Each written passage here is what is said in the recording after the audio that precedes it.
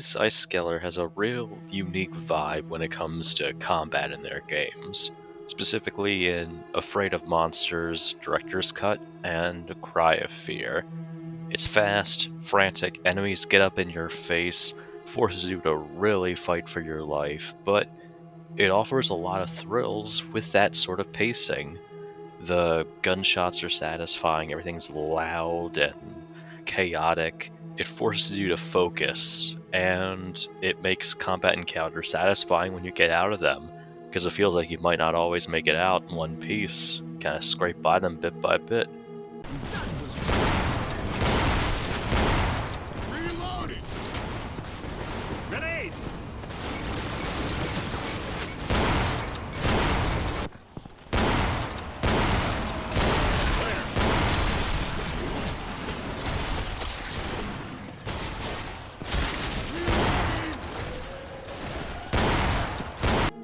And that unique fighting style is exemplified in DREADMARE, a configuration, a big collection for Left 4 Dead 2.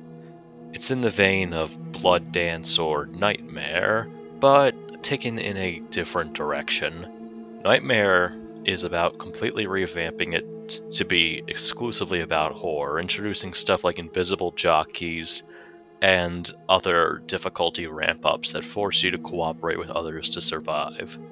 Blood Dance is more of a retro-style power fantasy, where you have tons of ammo and a lot of ways to kill zombies, more inventory slots, but the special infected are tougher and feel more like mini-bosses than occasional obstacles. DREADMARE is somewhere between them. I would say it feels more like adapting the gameplay elements of Cry of Fear and Afraid of Monsters into the engine of Left 4 Dead 2, the gameplay setting of Left 4 Dead 2. And this goes for the aesthetics as well.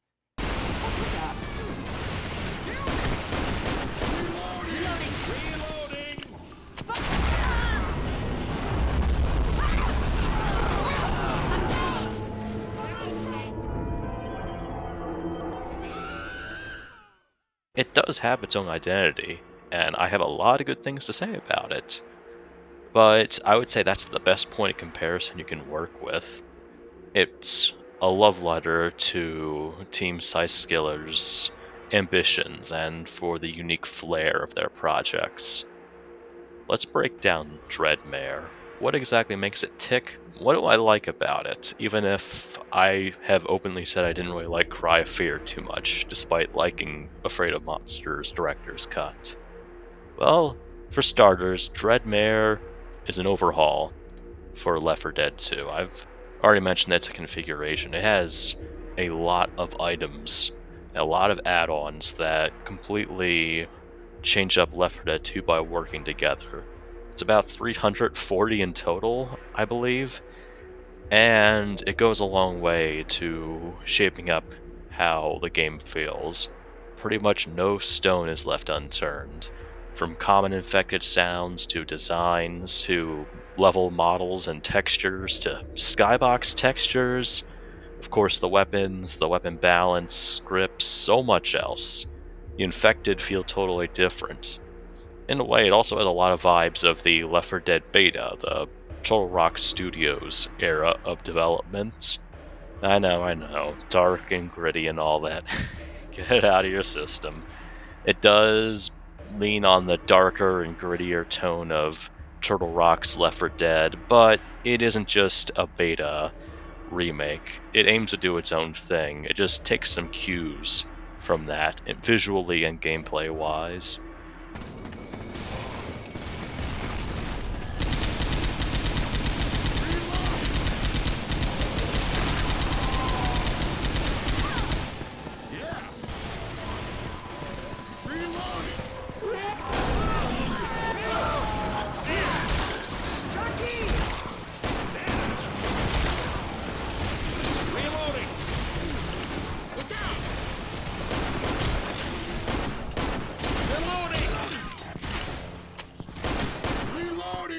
Generally speaking, when it comes to equipment and such, it's close to Left 4 Dead 2 in that You have 5 slots in your inventory: a primary weapon, a secondary weapon, or a melee weapon, then a kit of some kind, a throwable, and some sort of temporary health item.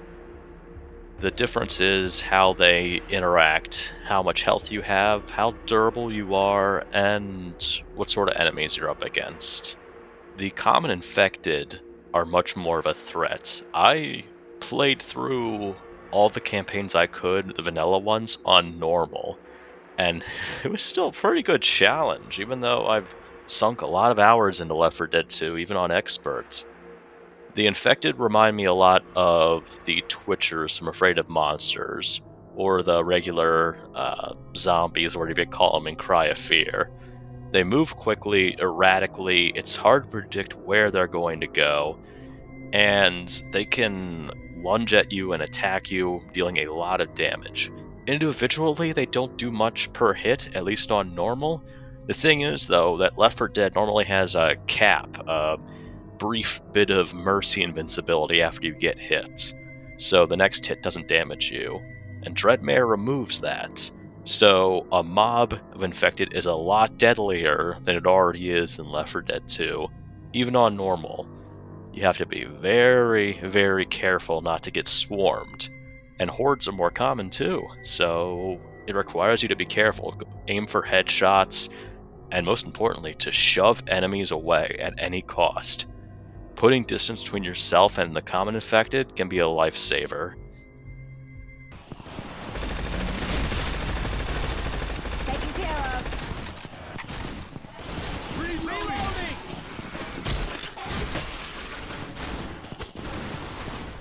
The way health works is about the same, where you have regular health and you have temporary health, and that the temporary health wears down over time, and it's not as durable, but it can keep you at a regular running speed, and it can save you if your regular health is depleted. There are some debuffs for how your items work, and how certain other things behave in your inventory. The defibrillator gets a heavy nerf. It's still usable to bring back teammates, but they come back with only like 30 to 40% of temporary health. So it's not like the final game where you come back with 50 permanent health. They're in a lot more vulnerable of a state, and so you might need to heal them with a regular medkit as well. The bio bomb gets a severe nerf. You can hit yourself with it if you aren't careful, which, I mean, if a zombie rushes you, then there's a good chance it just might break, hitting both of you. And that if it hits you, it deals a lot of damage, and it also causes zombies to swarm you, basically guaranteeing that you're going to get knocked down. The Magnum gets a minor nerf. It goes down to 5 shots, with a little more damage to compensate. It is not as good against hordes, and since you're fighting hordes a lot, it can be a detriment. It's not going to carry you through the campaigns. But the biggest change to weapons is that ammo piles and weapons, for the most part, are not replenishable.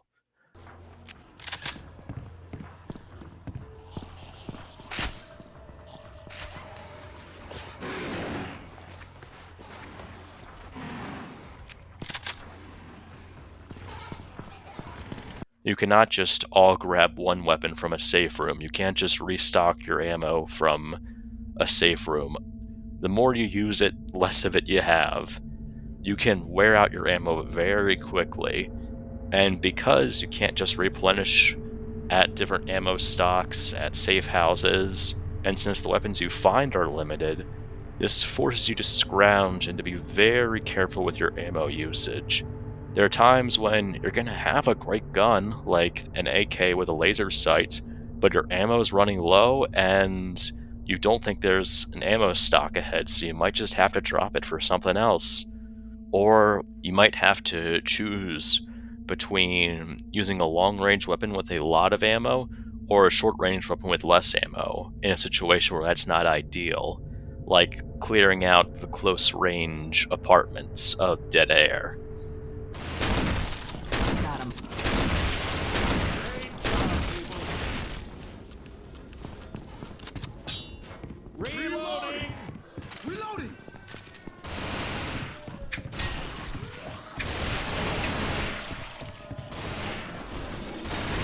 It's a trade-offs, a matter of pros and cons.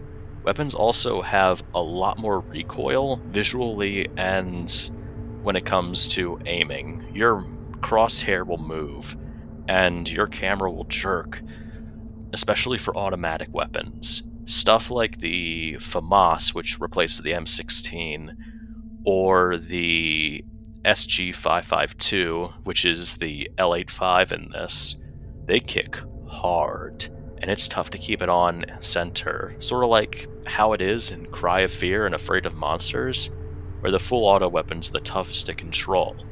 And don't get me wrong, they're still awesome. They still shred enemies, and they still deal a lot of damage, especially to the tank, but it comes at the cost of heavy recoil.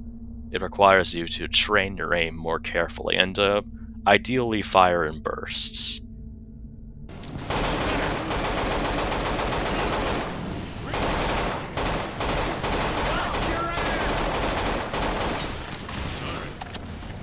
The sniper rifles are pretty much the same as the shotguns, I'd say. The big change goes to the overall way that headshots work. Headshots have this very satisfying hit sound, giving you feedback as to when you land one. It's a nice incentive, and it lets you know when a hit has landed home, so to speak. It really encourages you to go for headshots, especially because in the situation where you don't have a ton of backup ammo, you can't count on an ammo pile down the road, and even if you find one, your teammates might need it more. It encourages you to go for that satisfying ping, that crunching sound, when you manage to land a headshot. Sort of like how Spec Ops has that hit sound that plays when you land an explosive headshot. And this goes for both the common and special infected.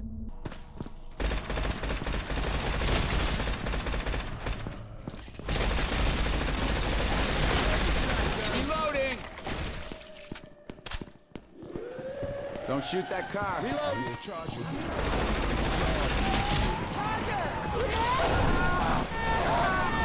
Now, the special infected. I've teased some aspects of them, but they are very, very different. Even more so than Blood Dance. I'm impressed with the way that all these edits come together. Visually and sound-wise and stat-wise, they are different, ranging from really neat rebalances to total pains in my ass. And I'll just go through them bit by bit. The Spitter is a pretty straightforward change. Her acid is a reddish color, and she has more health, but that's about it. Jockey is roughly the same, just seems a little smaller since he used the child's model from Cry of Fear. The Charger is the Saw Runner from Cry of Fear, and he is very unique. If he misses a charge, he will continue to go after you, and his attacks will cause you to stumble. He can recharge and go back to using his special attack quicker, meaning that a miss isn't going to put him out of action for a while. And his attacks are pretty consistent and deadly. The good thing is that his head hitbox is pretty big, so since the headshot bonus applies to him as well, it encourages you to aim for those masks of his to deal a ton of damage. The Boomer is kind of like a moving landmine in a way. If he isn't as aggressive with vomiting, he tends to hide, and he only really does the vomit attack when cornered. Instead, his big thing is that when he explodes, you take a ton of damage if you're covered in the bile, and it'll also cause zombies to swarm your way. Like, again, the bile bomb, that's how it works. The Boomer has a tendency to pop up when you least want him to, so it causes you to be more cautious and paranoid about clearing corners and popping enemies. You want to take it more carefully because there's a risk that if you hit a Boomer, you're just gonna down several party members or end up killing yourself with it. It's pretty spooky. I like how that works.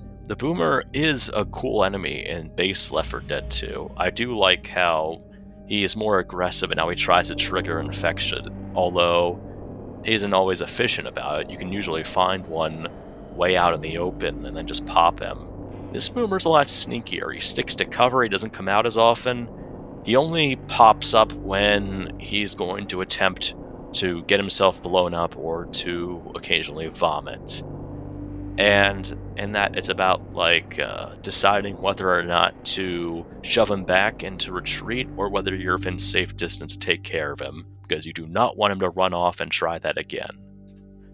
Sort of pays into the paranoid nervousness the mod's going for. The witch is kind of nerfed. She takes on the appearance of a monstrous version of Zoe or Rochelle, complete with spookier versions of their voice lines. She can be shoved, and there are ways to stun her briefly, but she can still down you in one hit and start tearing you up if you've been downed. So there are some aspects where she isn't as deadly, but she can still pack a punch, especially because she doesn't stand out in the crowd of infected. She looks like the other infected, and it's easy to mix her up with them. The Hunter is sort of basically the same, just using the faster model from Cry of Fear. The Smoker is radically different, and I'm on the fence about him because I get what they're going for, but he's also really, really frustrating. He's a mix of his beta and final version. He can create smoke clouds on a whim, especially to push survivors back or to cover his retreats, and he can also grab survivors with his tongue to choke them or to drag them into hazards. The smoke cloud, though, deals damage. The longer you're in it, the more of your permanent health it depletes, your main health. It'll leave your temporary health unchanged, so if you've got pills in your system, it's good to go. But the problem is that the regular smoke lingers for a while in the same spot, and the smoker can trigger that not only when he dies, but also while he's alive. Which means there are times when there'll be hallways and other areas that he can block off and essentially end your progress toward until the smoke clears. Because you can run through it, but it's going to knock out your health by a decent bit.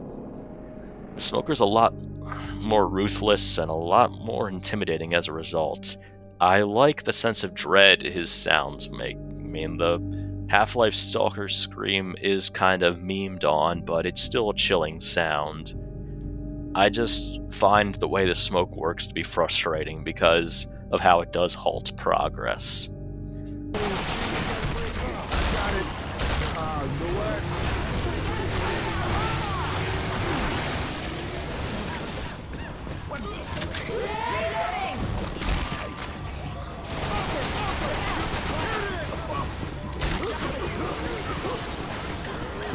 And last but not least, we have the tank, who is the mad cow demon of Postal 2 Apocalypse Weekend. Other aspects of his attacks have been boosted. He's extremely aggressive. He no longer does the taunts when he lands a hit. He will immediately go for the next hit if he can. He has much quicker recovery times after throwing rocks as well. And if he needs to close the distance with you, he will bunny hop. He won't do that all the time, but if there's a lot of space between you two, then he might resort to that to pick up speed. In the end, I'd say he is much more of a bruiser sort of enemy, the sort who starts punching and doesn't stop till you all are wiped. And I have gotten at least a couple of wipes from fighting the tank. Reloading! What the hell was that?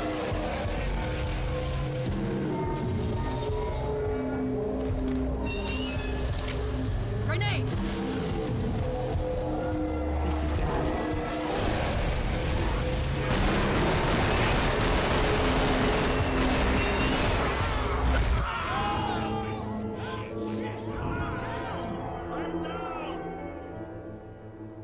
The themes for the special effect are really fitting too. They have this sense of dread and ominousness, where you know something bad is coming, but You just aren't sure what form it's going to take or where it's coming from. They encourage you to stay on your toes, and they fit with the aesthetics of Team Psyskallar. Speaking of aesthetics, I love the way the levels are tweaked and adjusted, and the ways that some beta aspects are brought back, but there are other features that are kept in from the final games. So it isn't just a beta overhaul, so to speak. The original opening for No Mercy is back, and the same goes for the ending. The opening is where News Chopper 5 is directly talking to the survivors about going to Mercy Hospital, and the ending includes the bits of him talking about taking a hit and hoping he's immune. There are different locations for items across all maps. They can vary depending on RNG. So the locations of things in finales and other situations can vary, which encourages you to replay the maps in the config. That way where you can find the shotgun and other items in Dead Air's finale are different. Hey, there's weapons over here. Holy shit! Watch out! Hands up! Look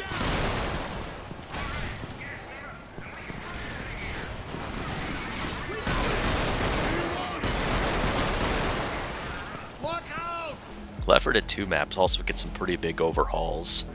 They are more in line with the Left 4 Dead 1 beta stuff rather than Left 4 Dead 2 beta. So again, darker, grittier stuff. There's a lot more of an edginess to it, in a good way though. The setting for Dead Center, it isn't as colorful.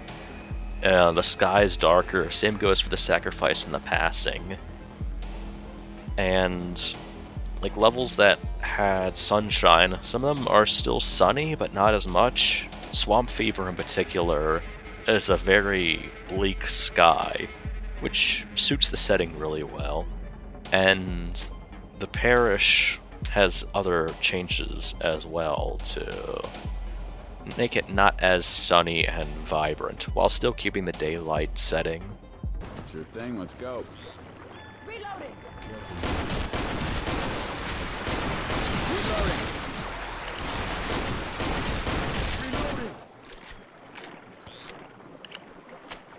All those changes come together to make DREADMARE feel really, really unique. It's not quite Nightmare, and it's not quite a beta config. It's not both either. I would say it sets out to do its own thing, but the closest comparison would be if Team Psyskallar made a mod for Left 4 Dead 2, it would probably be something like this. I liked it a lot. I had a blast going through it. I love how there are little additions like Whitaker providing covering fire, or the common infected having random wounds when you find them, so sometimes they'll be missing arms or they'll be bleeding out their stomachs, and it just adds this feeling of decay and rot among the levels. I like how the witches are like almost like changelings trying to mimic Zoe and Rochelle to catch you off guard. And I like how the tank just storms into the scene and starts punching everything he can. So you're just forced to start pumping as much lead as you can into him to make him stop. And I also like how this enables more responses across the board. The survivors interact more. They get mad when you shove them around.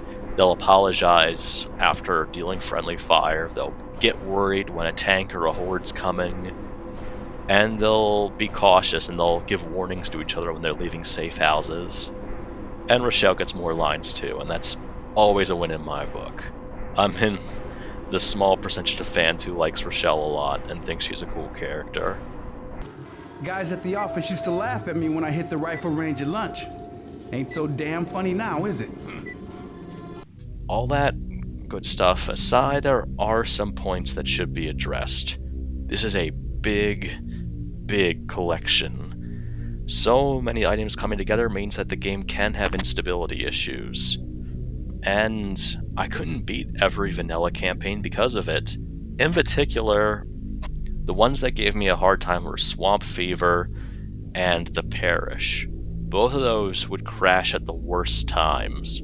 I think it had an issue with the water effects and the tank somehow causing issues in Swamp Fever. I'm not as sure for the parish. I noticed that recurring trend. I tried to beat Swamp Fever several times, starting again at different levels, and when it became clear that I just couldn't beat it, I moved on. I didn't play Hard Rain for the same reason, because I knew that there would just be issues with the water effects and tank. I think part of the issue is just Left 4 Dead only has so much available memory, and you can't really fix that without updating the engine and breaking a ton of mods. This can mean that if you have a lower end PC, you might not be able to run DREADMARE. It also means that some campaigns are better suited for it than others. The less visually intensive ones seem to work pretty well with it. I hinted at it before, but I think the Smoker is overpowered in this. I think he is way too effective at stopping the survivors' progress and picking them off, even more so than the Spitter, who is given the role of area denial. The nerfs to the Magnum are too harsh. I get that the Magnum's a bit overpowered in the base game, and I'd like the buffs to the pistols, or at least what feel like buffs. But the trade-off for using the Magnum isn't really worth it. There's a small boost of damage, but given how often and how frequently hordes come up, 5 rounds is not nearly enough to turn the tide. I'm not really sure how to fix this. Maybe making it a 6-round weapon, or boosting the reload speed? I don't know. It just isn't good. I went back to a melee or the pistols whenever I could instead of the Magnum. The AWP is also kinda useless. The Scout is actually in a decent place because it's got good penetrating power, great for hordes, and the damage is pretty good too. Plus the scope allows you to pick off targets from a distance. The AWP has more power and more ammo, but that's about all it's got going for it. It's slower, which means that when it comes to fighting off tons of enemies, it's in a terrible position. One miss means you're scrambling to pull the bolt back and to try to land another shot. Now there are mods to rebalance the AWP to make it more viable or to change it into a different weapon entirely. You could always try those because the mod doesn't really do much with the AWP. It's not like the other guns where the Desert Rifle is less of a burst weapon and has a slower firing rate, where the M16 or the FAMAS has more visual recoil, so on and so forth. It's definitely in need of some tweaks. I also found it strange how the M60 doesn't have an ammo counter. It does feel like you have more ammo with it, but you can't really keep track of how many shots you have unless you're just going off the empty ammo clicks, which will start popping up the less shots you have. Sort of like how it is in Counter-Strike Global Offensive.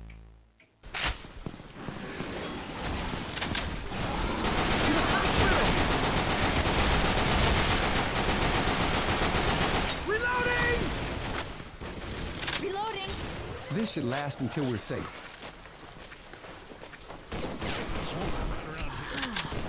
Thanks. I owe ya. Well, we're all here. Got it! The hospital! We made it!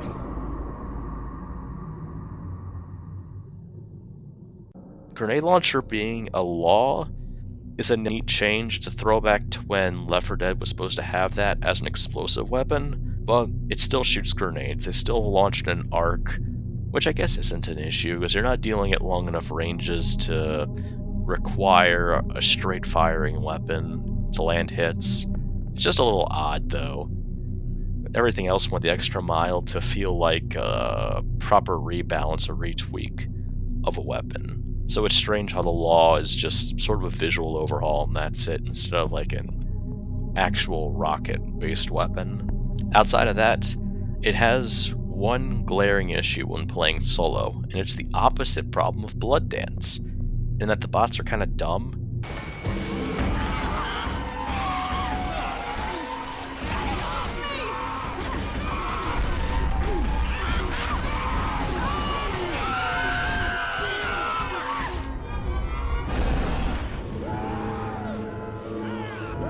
They're really dumb.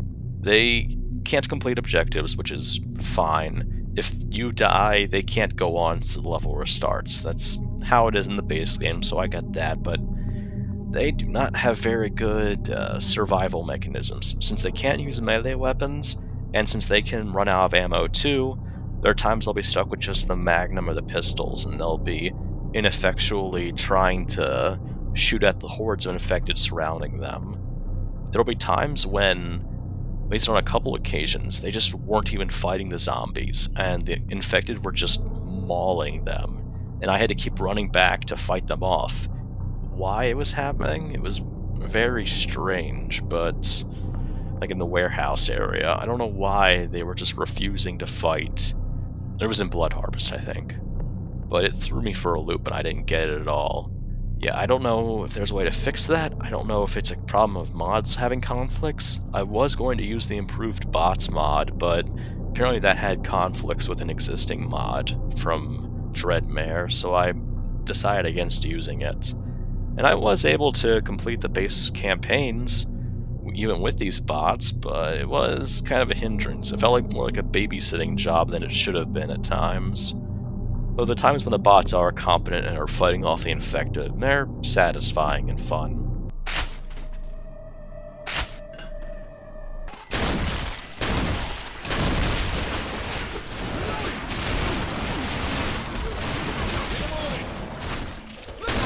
We got weapons over here! So, would I recommend DREADMARE? I'd say yes. And this is coming from someone who, again, didn't like the gameplay of Cry of Fear. I like everything about it but the gameplay. Although I did like Afraid of Monsters a lot, so make of that what you will. I love the feeling of combat. I love how intense it is. I love how enemies get in your face. I love how everything just feels like it's falling apart as you explore, how the dimmer lights and the changes in music really affect the tone. And the way the survivors communicate is nice too. They feel more lived in. They feel more lively, even in a bleak mod, so to speak. And for the most part, I like the changes to the special infected. I think they mix things up. They make them feel like unique variants of themselves.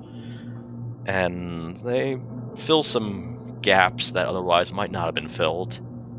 The extra challenges are fun too, and I will admit the resource management's really cool. In the final game, you can very much just carry one weapon from start to finish, outside of certain scenarios.